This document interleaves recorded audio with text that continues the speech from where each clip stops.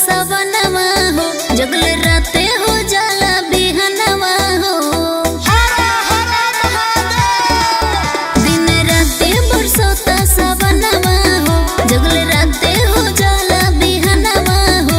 लग जाए गणेश के बोखरवा हो, लग जाए गणेश के बोखरवा हो। भूल जाते बनी नहीं हरवा हो, छुए बरखा के पानी से घरवा हो, छुए बरखा के पानी से घरवा हो। भूल जाते बनी नहीं हरवा हो, छुए बरखा के पानी से घरवा हो, छुए बरखा के पानी से घरवा हो। प्रेम से बोल बाबा भूतनाथ की।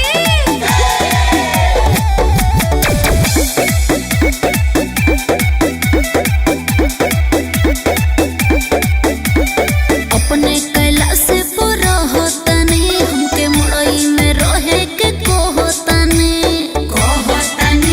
जी को होतने।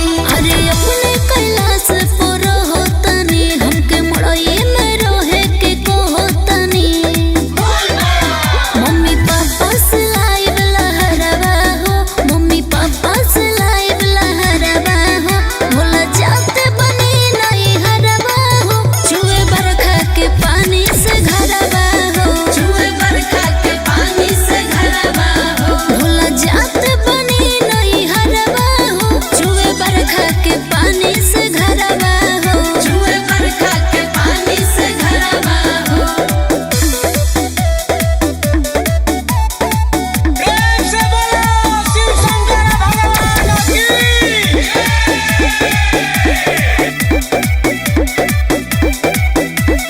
दुनिया के रउआ मालिक बानी, आज लेना बिजली मोर परेशानी जी परेशानी। अरे दुनिया के रउआ मालिक बानी, आज लेना बुझनी परेशानी।